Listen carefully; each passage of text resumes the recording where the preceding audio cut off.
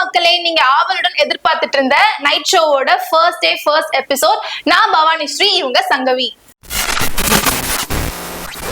இன்னைக்கு உங்ககிட்ட 80sல ரிலீஸ் ஆன படங்களை பத்தி தான் நாங்க பேச இருக்கோம். அதுக்கு முன்னாடி இந்த படத்தோட நேம் என்ன அப்படின்றத பாத்துடலாம். இந்த படத்தோட நேம் என்னன்னா 1988ல வெளியே வந்த ஒரு பழமையான ஆனா இன்னும் பசுமையா மக்கள் மனசுல இடம் பிடிச்சிருக்கிற மூவி தான். கே பாக்கியராஜ் அவர்கள் எழுதி அவரே ஆக்ட் பண்ணிருப்பாரு இந்த மூவில. இந்த படம் நேம் என்னன்னா இது நம்ம ஆளு. இது நம்ம ஆளு அப்படின்னு சொல்றப்பவே இந்த படத்துல ஒரு ஏதோ மெசேஜ் சொல்ற மாதிரி தானே இருக்கு இல்லையா? ஆமா, என்னன்னா தெளிவா ஒரு எக்ஸ்பிளைன் பண்ற மாதிரி ஒரு டயலாக் முன்னாடியே வச்சு ஸ்டார்ட் பண்ணிருப்பாரு. அந்த டயலாக் கூட பாக்குறப்ப சூப்பரா இருக்கும். ஏதோ ஒரு கேட்கும் போதே ஒரு மெசேஜ் டெலிவர் பண்ற மாதிரி இருக்கும். அது என்ன டயலாக்னா, இருட்டு இருட்டுன்னு இருட்டிலே வாழாம ஒரு நம்மளால முடிஞ்ச ஒரு மெழுகுவத்தியாச்சும் ஏத்திப்பாரு. அதே மாதிரி ஜாதியால இவன் உன் ஆளு ஏன் ஆளுன்னு சொல்லி பிரிச்சு பார்க்காம இவன் எல்லாரும் நம்ம ஆளு அப்படின்னு சொல்லி நினைச்சு வாழ்ந்தா நம்ம இந்தியா வந்து சீக்கிரம் வல்லரசு ஆகும் அப்படின்னு சொல்லி அவர் ஸ்டார்ட் பண்ணிருப்பாரு. அது வந்து எல்லாருக்கும் கொடுக்குற ஒரு மெசேஜா இருக்கும் இந்த மூவில. ஆமா, கண்டிப்பா.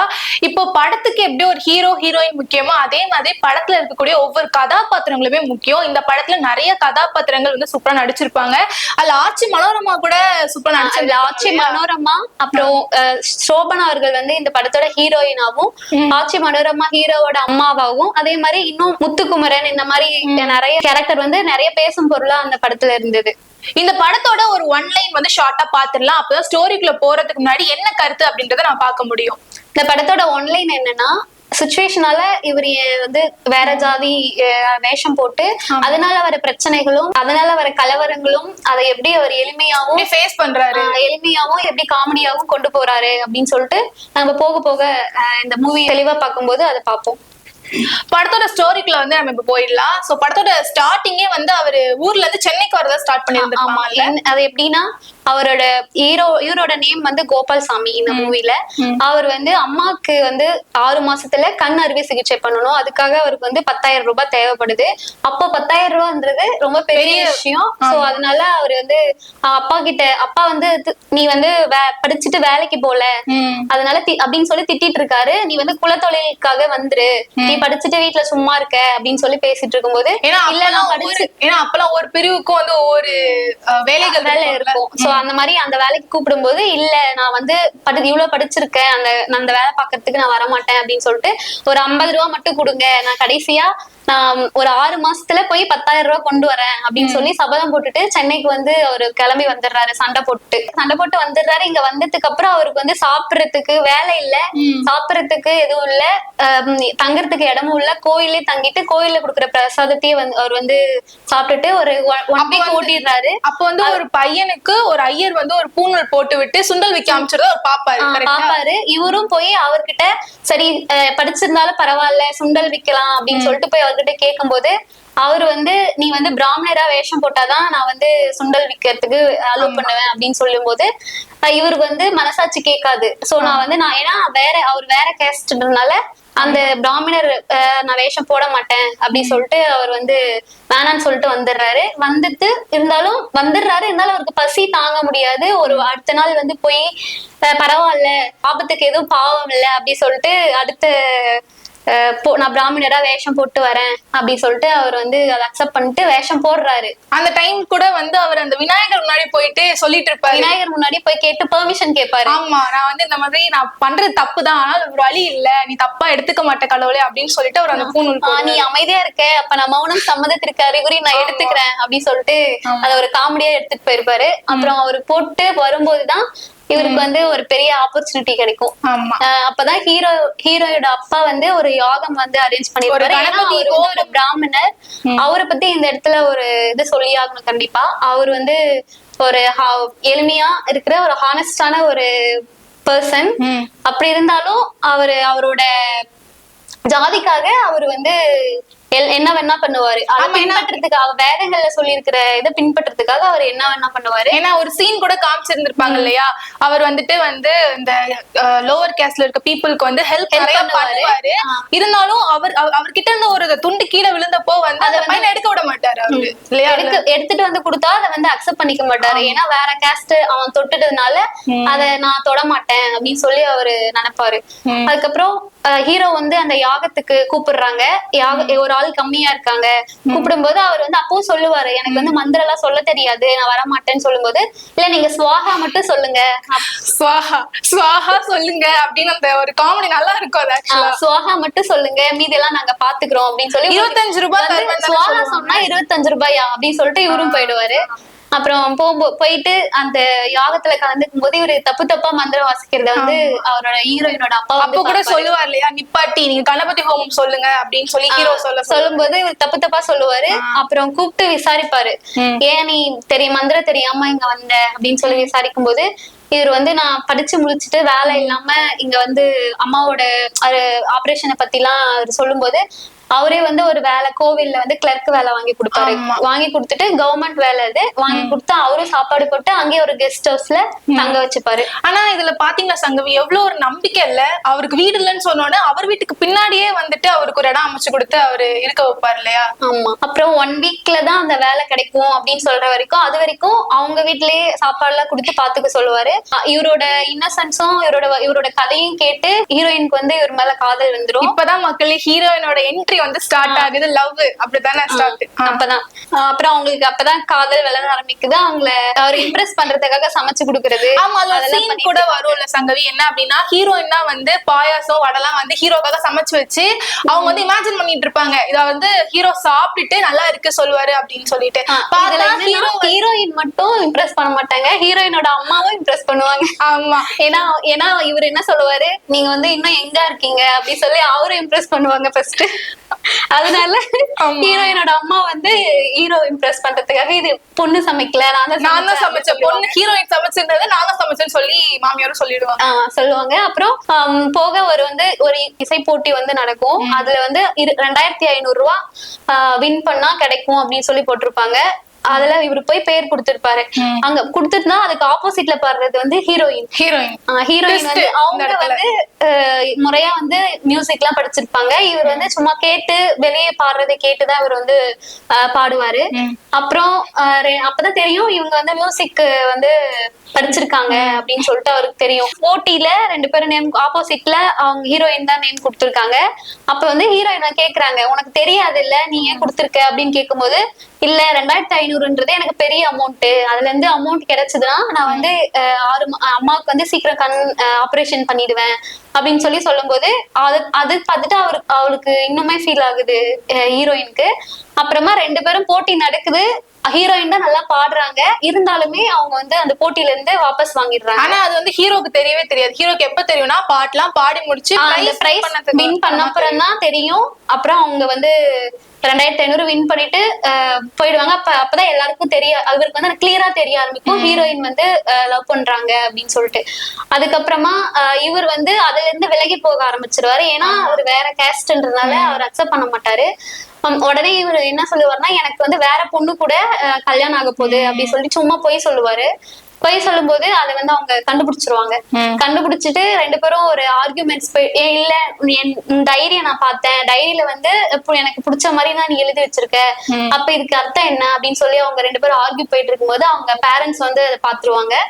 உடனே பார்த்துட்டு கேட்கும்போது அவரும் அத வந்து அக்செப்ட் பண்ணிப்பாரு. ஏன்னா 2 பேரும் கேஸ்ட் வந்து ஒரு பிராமணர்னால நினைச்சிருக்காரு. சோ வந்து எவ்வளவு பண வசதி எல்லாம் அவர் பார்க்கல, நல்ல பையனா இருக்கனால ஓகே வீட்டுல வந்து முறைப்படி பேச சொல்லுங்க அப்படி சொல்லி அவர் வந்து சொல்லிடுறாரு. அப்பா அம்மா கூப்பிட்டு பேச சொல்லுன அப்புறம் இவருக்கு பயம் ஆயிடும். இவர் வந்து ஊரை விட்டு கிளம்ப ஆரம்பிச்சிருவாரு பேக தூக்கிட்டு. அப்ப ஹீரோயின் போய் கேட்பாங்க, ஏன் கிளம்புறீங்க, நீங்க இல்லைன்னா நான் செத்துருவேன் அப்படின்னு சொல்லும் போது அதுக்கப்புறம் தான் இவர் அக்செப்ட் பண்ணிப்பாரு ஓகே அப்படின்னு சொல்லிட்டு கல்யாணம் பண்றதுக்காக. அப்புறமா தான் ஃபேக்கா ஒரு அப்பா அம்மாவை ரெடி பண்ணுவாரு.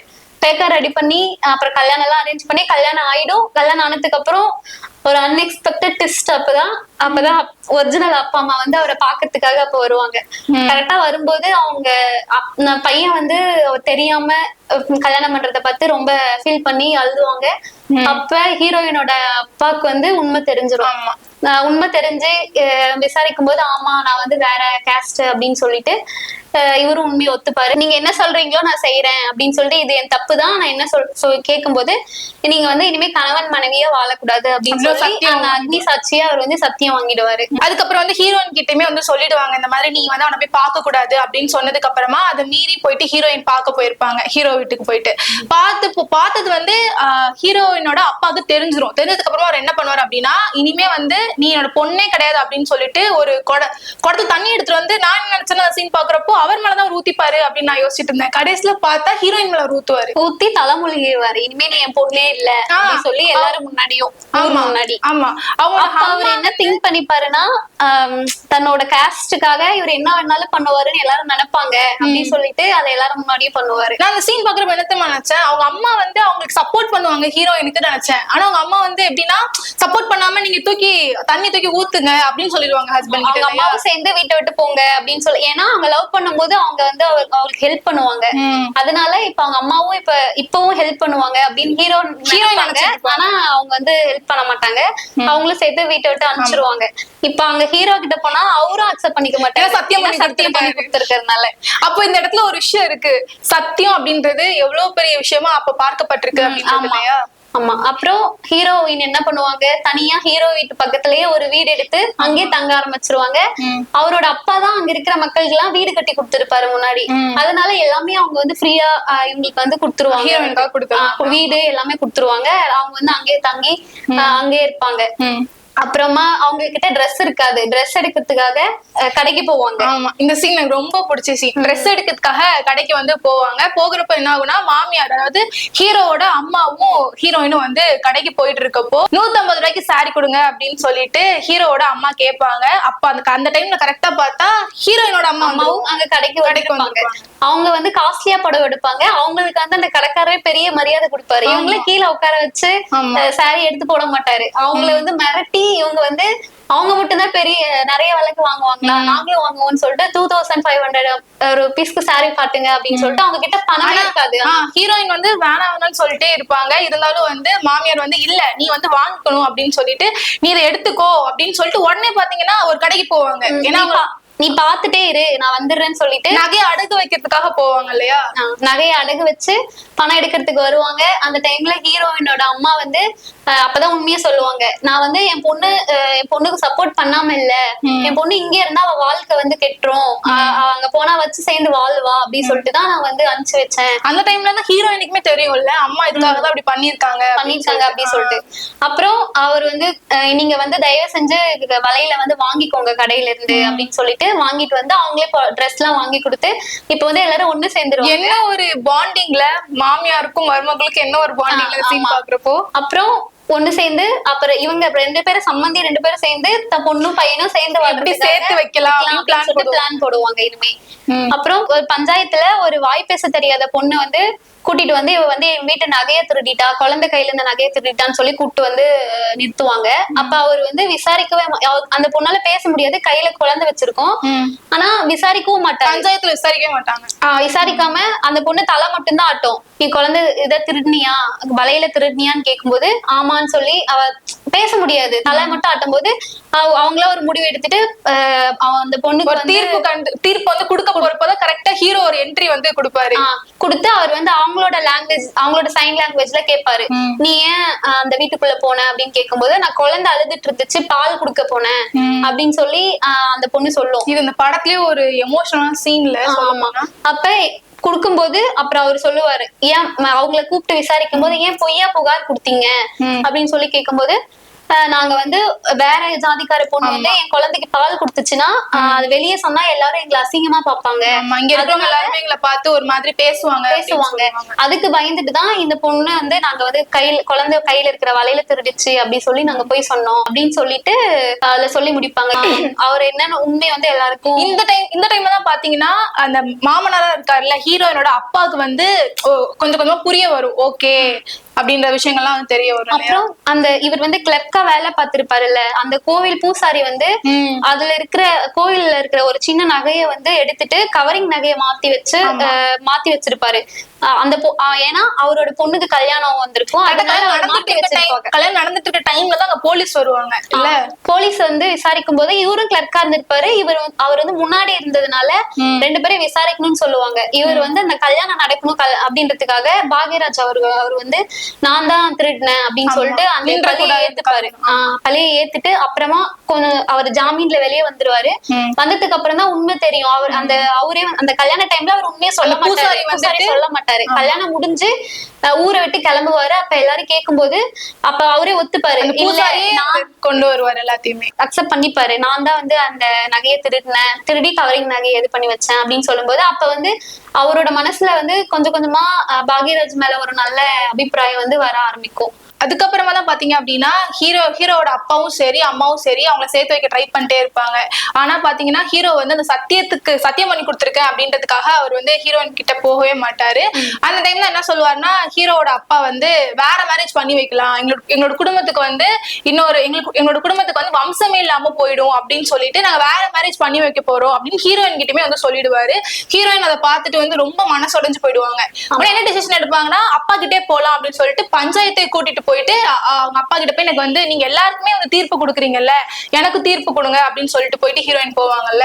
போனதும் போய் கேட்பாங்க அவங்க அப்பா கிட்டயே, நீ வந்து என் பொண்ணு இல்லைன்னு சொல்லிட்ட இல்ல, அப்ப வந்து எனக்கு அதை வந்து வாயில சொல்ல வேணாம், எனக்கு வந்து இனிமே என் வாழ்க்கையில நான் எந்த முடிவும் எடுக்க மாட்டேன் அப்படின்னு சொல்லி எனக்கு கையெழுத்து போட்டு கொடுங்க அப்படின்னு சொல்லி கேட்கும்போது வேற மேரேஜும் பண்ணி வச்சிருன்னு சொல்லியிருப்பாங்க அந்த பத்திரத்துல இல்லையா. வேற மேரேஜும் வந்து நான் என்னோட புருஷனுக்கு ஒரு மேரேஜ் நான் பண்ணி வைக்க போறேன் அப்படின்னு சொல்லி ஹீரோயின் அந்த பத்திரத்துல சொல்லி, அப்ப என்னோட வாழ்க்கையில நீ எந்த முடிவும் எடுக்க கூடாது அப்படின்னு சொல்லி கையெழுத்து போட்டு கொடுக்க சொல்லி கேட்பாரு. அவருக்கு வந்து மனசு இருக்காது. அந்த இடத்துல வந்து பொண்ணா நம்மளோட ஜாதியா அப்படின்னு சொல்லி அவர் முடிவெடுக்க போற இடத்துல இருப்பாரு. அப்படி இருந்தும் எல்லாரும் என்ன நினைப்பாங்கன்ட்டு அவர் வேணான்னு போவாரு. அதுக்குள்ள பேப்பர் பண்ணி வேகமா சைன் போட்டுருவாரு. அது வந்து ஏன்னா அவரு அதை விட அவருக்கு அவரோட ஜாதியும் அவரோட கௌரவமும் தான், ஏன்னா அவர் அப்படியே அந்த ஒரு மைண்ட் செட்ல அவர் வளர்ந்துருக்காரு சின்ன வயசுல இருந்து அப்படின்றப்போ. அப்புறம் கையெழுத்து வாங்கிட்டு போனதும் பாக்யராஜ் அவர்களுக்கு வந்து அவருக்கு வந்து விருப்பம் இருக்காது இன்னொரு மேரேஜ் பண்ணிக்கிறதுல. அதனால சரி இப்ப நீ என்ன பண்ணா இது பண்ணுவேன்னு சொல்லும் போது நான் ஒன்னா சேர்ந்து வாழ்ந்தா இந்த விஷயம் வந்து பாக்யராஜுக்கு தெரிய வர்றப்போ அவர் வந்து சொல்லுவாரு, இப்ப உங்களுக்கு என்னதான் பிரச்சனை, அவங்க நான் சேர்ந்து வாழணுமா, வேற கல்யாணம் நான் பண்ணிக்க முடியாது அப்படின்னு வந்து அவர் சொல்லுவாரு. சொன்னதுக்கு அப்புறமா 2 பேருமே சேர்ந்து வாழ ஆரம்பிச்சிருவாங்க. இந்த ஹீரோனோட அப்பாவுக்கு வந்து என்ன ஆயிடும் அப்படின்னா, ஐயோ நம்ம பொண்ணோட வாழ்க்கையை நம்ம இப்படி பண்ணிட்டோமே அப்படின்னு சொல்லிட்டு கரெக்டா போய் அந்த குளத்துல அவர் குளிக்க போவார்ல, குளத்துல குளிச்சுட்டு வந்துட்டு ஒரு மடத்துலதான் வந்து அவர் பூஜை எல்லாம் பண்ணிட்டு இருப்பாரு. அவரே வந்து அந்த கற்பூரம் எல்லாம் வச்சு சாமிக்கு வைக்கக்கூடிய கற்பூரத்தை காமிச்சிட்டு அந்த கூரம்ல அவரே தூக்கி போட்டுருவாரு, நெருப்ப ஃபுல்லா சாக போறேன் அப்படின்னு சொல்லிட்டு உட்கார்ந்து அப்பவுமே பாத்தீங்கன்னா அவர் தியானம் தான் பண்ணிட்டு இருப்பாரு. கூரை மேல அது வந்து இவருக்கு தெரிஞ்சு இவர் வந்து ஹீரோக்கு தெரிஞ்சு அவர் வந்து போய் காப்பாத்திடுவாரு. ஹீரோனோட அப்பா வந்து என்ன சொல்லுவாருன்னா, இல்ல விடு நான் சாக போறேன் அப்படின்னு சொல்லிட்டு வரவே மாட்டாரு. ஒரு வழியா கடைசியில ஹீரோ வந்து வெளில கூட்டு வந்துட்டு சொல்லுவாரு, இப்ப நீங்க எதுக்காக வந்து சாக போறீங்க அப்படின்னு கேட்டதுக்கு அப்புறமா இந்த மாதிரி நான் வந்து என் பொண்ணுக்கு இந்த மாதிரி பண்ணிட்டேன், என் பொண்ணோட வாழ்க்கையை வந்து நான் கெடுத்துட்டேன், என்னால என்னோட விஷயங்களையும் மறந்து அக்செப்டும் பண்ணிக்க முடியல, என்னால வந்து என்னோட பொண்ணுக்கு இப்படி பண்ணிட்டேன் அப்படின்றத நான் சாக போறேன் விடு அப்படின்னு சொல்லுவாரு. பாக்கியராஜ் ஒரு விஷயம் வந்து சொல்லியிருப்பாரு, பாரதியாரா இருக்கட்டும் ராமானுஜரா இருக்கட்டும் இவங்க எல்லாருமே வந்து இந்த ஜாதி ஒழிப்புக்காக போராடினாங்க, அவங்களால எதுவும் பண்ண முடியல, நான் ஒரு சாதாரண மனுஷனால என்ன பண்ண முடியும், நீங்க தான் ஜெயிச்சிட்டீங்க மாமா அப்படின்னு சொல்றப்போ மாமனார் வந்து என்ன சொல்லுவாருன்னா, நீ தாண்டா வின் பண்ணிருக்க அப்படின்னு சொல்லிட்டு ஹக் பண்ணி அவரோட தப்பு அவர் என்னெல்லாம் தப்பு பண்ணாரோ அதெல்லாமே அவர் உணர்ந்துருவாரு. அதுக்கப்புறமா லாஸ்டா எல்லாருமே ஹாப்பியா ஃபேமிலி போட்டோ, அப்பெல்லாம் எல்லாருமே ஃபேமிலி போட்டோ எடுப்பாங்க, அந்த மாதிரி ஜாலியா எல்லாரும் ஈக்குவலா உட்காந்து நீ எந்த ஜாதியும் பார்க்காம ஈக்குவலா உட்காந்து போட்டோ எடுத்துருவாங்க. அந்த லாஸ்ட் சீன்ல கூட ஒரு கருத்து சொல்லியிருப்பாங்க, ஃபேமிலி போட்டோ எடுக்கிறப்போ வந்து ஹீரோவோட அப்பா வந்து கீழே உட்காருவாரு, எல்லாரும் சேர்ல உட்காந்துருக்கப்போ அவர் வந்து அவர் பழக்க தோஷத்துல கீழே உட்காருவாரு. அதுக்கப்புறமா வந்து மேலே ஏறி உட்கார்ந்ததுக்கப்புறமா கால் மேல கால் போட்டு கூட உட்கார்ந்துட்டு இருப்பாரு. அப்போ வந்து ஹீரோ கூட வந்து கேட்பாரு, அவர் என்ன படிச்சிருக்காரு, நீ என்ன படிச்சிருக்க, எதுக்கு இப்படி கால் போட்டுட்டு இருக்க அப்படின்னு கேக்குறப்போ அது ஒரு ஃபன்னா வந்து லாஸ்ட் வந்து முடிச்சிருந்திருப்பாங்க இல்லையா. சோ இதுல இருந்து என்ன கருத்து வந்து சங்கவி நீங்க பாக்குறீங்க? இப்ப இந்த மூவில இருந்து நமக்கு என்ன தெரிஞ்சுக்கிறோம்னா, நம்ம ஜாதியை வச்சு எந்த ஒரு பாகுபாடும் பார்க்க கூடாதுன்றத இவர் வந்து ஒரு எளிமையாவும் மனுஷங்க தான் முக்கியம் அப்படின்றத எளிமையாவும் கலகலப்பாவும் எல்லாருக்கும் சொல்லியிருக்காரு. அவ்வளவுதான். ஏன்னா வந்து ஜாதி அப்படின்றது வந்து அவங்களோட தொழிலை வச்சுதான் அந்த காலத்துல வந்து உருவாக்கப்பட்டதுதான். இவங்க காலம் கடந்ததுக்கு அப்புறமா வந்து நீங்க இந்த வேலை தான் பார்க்கணும், இவங்க இந்த இந்த பிரிவுல இருக்கவங்க இந்த வேலை தான் பார்க்கணும் அப்படின்னு மாத்திட்டாங்க. சோ அந்த கருத்து வந்து இந்த படத்துல ரொம்ப அழகாவே வந்து சொல்லியிருந்திருப்பாங்க. சோ அதனால நீங்களும் ஜாதியால உன் ஆளு ஏன் ஆளுன்னு பார்க்காதீங்க, எல்லாரும் நம்ம ஆளுன்னு நினைங்க. இதே மாதிரி வேற என்ன படத்தை பத்தி பேசலாம் அப்படின்றத கமெண்ட் செக்ஷன்ல சொல்லுங்க. அடுத்த வாரம் உங்களை சந்திக்கின்றோம். நன்றி.